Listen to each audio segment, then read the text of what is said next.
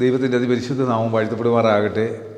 ഈ തീർത്ഥാടന യാത്രയിൽ കനാൻ പ്രവേശനത്തിന് ഈ നോമ്പിലൂടെയുള്ള ആത്മീയ തീർത്ഥാടന യാത്രയിൽ 37-ാം അധ്യായത്തിൽ ഈ 40-50 നോയമ്പിൽ 40 ദിനങ്ങളിൽ ഉള്ള പ്രത്യേക ദിനങ്ങൾ പുറപ്പാട് പുസ്തകത്തിൻ്റെ 40 അധ്യായങ്ങൾ വായിച്ച് ധ്യാനിച്ചു പോകുമ്പോൾ അതിലൂടെ കിട്ടുന്ന ചിന്തകൾ, ഓരോരുത്തർക്കും ലഭിക്കുന്ന ഒരു ചിന്തയെങ്കിലും നമ്മുടെ ജീവിതത്തിൽ പ്രായോഗികമാക്കി മുന്നേറുവാൻ സഹായിക്കട്ടെ.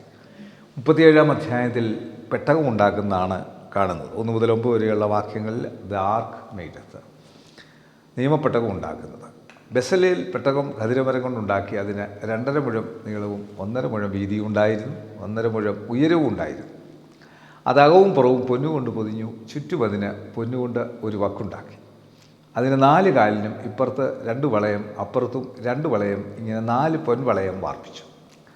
അവൻ ഖദിരമരം കൊണ്ട് തണ്ടുകളും ഉണ്ടാക്കി, പൊന്നുകൊണ്ട് പൊതിഞ്ഞു. പെട്ടകം ചുമക്കേണ്ടതിന് ആ തണ്ട് പെട്ടകത്തിൻ്റെ പാർശ്വങ്ങളിലുള്ള വളയങ്ങളിൽ ചെലുത്തി.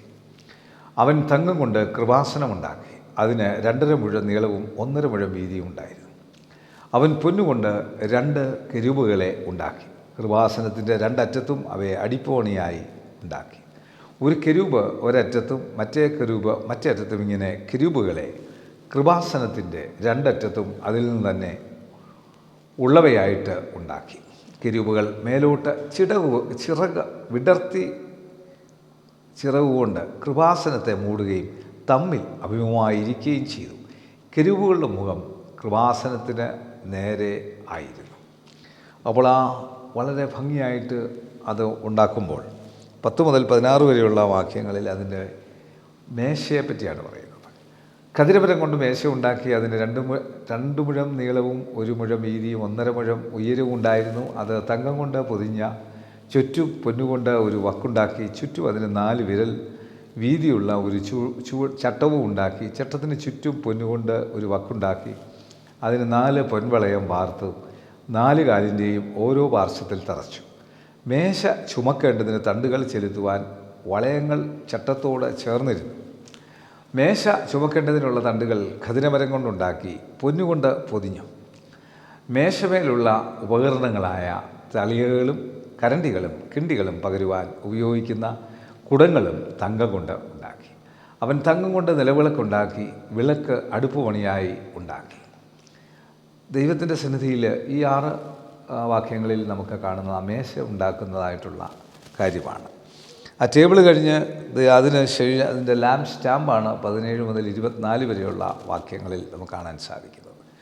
അവൻ തങ്കം കൊണ്ട് നിലവിളക്കുണ്ടാക്കി. വിളക്ക് അടുപ്പണിയായി ഉണ്ടാക്കി. അതിൻ്റെ ചുവടും 2 പുഷ്പച്ചുടുകളും മുട്ടുകളും പൂക്കളും അതിൽ നിന്ന് തന്നെ ആയിരുന്നു. നിലവിളക്കിൻ്റെ ഒരു വശത്ത് നിന്ന് 3 ശാഖ, അതിൻ്റെ മറ്റേ വശത്ത് നിന്ന് 3 ശാഖ, ഇങ്ങനെ 6 ശാഖ അതിൻ്റെ പാർശ്വങ്ങളിൽ നിന്ന് പുറപ്പെട്ടു. ഒരു ശാഖയിൽ ഓരോ മുട്ടും ഓരോ പൂവുമായി ബദാം പൂ പോലെ 3 പുഷ്പപ്പുടവും, മറ്റൊരു ശാഖയിൽ ഓരോ മുട്ടും ഓരോ പൂവുമായി ബദാം പൂ പോലെ ഇങ്ങനെ പുഷ്പപ്പുടവും. ഇങ്ങനെ നിലവിളക്കിൽ നിന്ന് പുറപ്പെട്ട ശാഖ 6ലും ഉണ്ടായിരുന്നു. വിളക്ക് തണ്ടിലോ മുട്ടുകളിലും പൂക്കളുമായി ബദാം പൂ പോലെ 4 പുഷ്പപ്പുടവും ഉണ്ടായിരുന്നു. അതിൽ നിന്നുള്ള 2 ശാഖയ്ക്ക് കീഴെ ഒരു മുട്ടും, അതിൽ നിന്നുള്ള മറ്റേ 2 ശാഖയ്ക്ക് കീഴെ ഒരു മുട്ടും, അതിൽ നിന്നുള്ള ശേഷം 2 ശാഖയ്ക്ക് കീഴെ ഒരു മുട്ടും, ഇങ്ങനെ അതിൽ നിന്ന് പുറപ്പെടുന്ന ശാഖ 6നും കീഴെ ഉണ്ടായിരുന്നു. മുട്ടുകളും ശാഖകളും അതിൽ നിന്ന് തന്നെ ആയിരുന്നു. അത് മുഴുവനും തങ്കം കൊണ്ട് ഒറ്റ അടിപ്പുപണിയായിരുന്നു.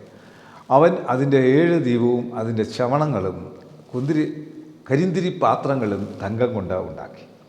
1 താലന്ത് തങ്കം കൊണ്ട് അവൻ അതും അതിൻ്റെ ഉപകരണങ്ങളൊക്കെയും ഉണ്ടാക്കി. അവൻ ഖദിരമരം കൊണ്ട് ധൂപപീഠം ഉണ്ടാക്കി. അതിൻ്റെ 24 വരെയുള്ള വാക്യങ്ങൾ നമ്മൾ വായിക്കുമ്പോൾ നമ്മൾക്ക് ആ മേശ ഉണ്ടാക്കുന്ന കാര്യമാണ്.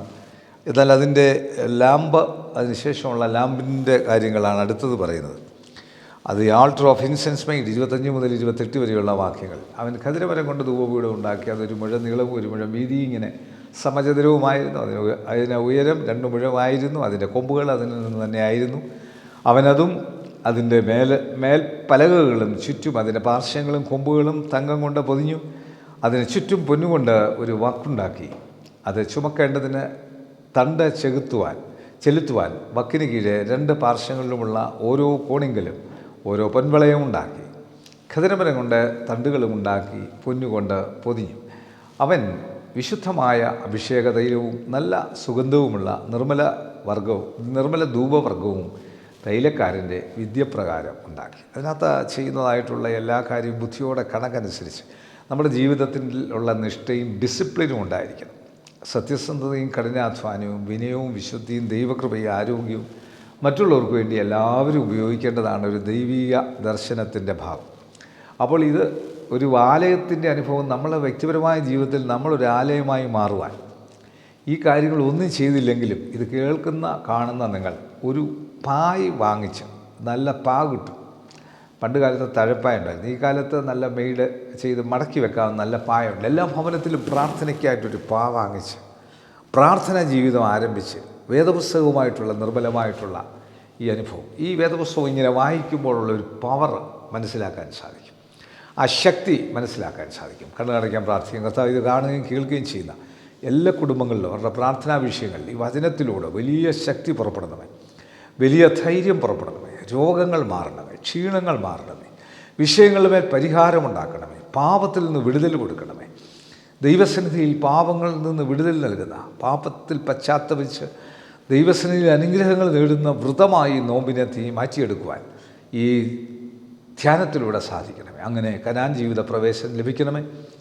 അത് പ്രവേശിക്കുന്ന എല്ലാ പ്രിയപ്പെട്ടവർക്കും ദൈവത്തിൻ്റെ കൃപയുള്ള കരുതലിലും കാവലിലും നിങ്ങളെ ഭരമേൽപ്പിക്കുന്നു. കർത്താവ് നിങ്ങളെ അനുഗ്രഹിച്ച് കാക്കട്ടെ. കർത്താവ് തൻ്റെ തിരുമുഖപ്രസാദം നിങ്ങളുടെ മേൽ ഉയർത്തി അനുഗ്രഹിക്കുമാറാകട്ടെ. ഇങ്ങനെ പിതാവും പുത്രനും പരിശുദ്ധാത്മാവുമാണ് ത്രിയേക ദൈവത്തിൻ്റെ നിരന്തര സാന്നിധ്യം, സഹായം, അനുഗ്രഹങ്ങൾ, നന്മകൾ, വാഴുകൾ, പ്രാർത്ഥനോർത്ത എല്ലാ കാര്യങ്ങളിലും വചനം കാണുന്ന കേൾക്കുന്ന എല്ലാ പ്രിയപ്പെട്ടവരുടെ മേലും കാലാവസ്ഥാനം കൂടാതെ ഇന്നും എന്നേക്കും ഉണ്ടായിരിക്കുമാറാകട്ടെ. ആമേൻ.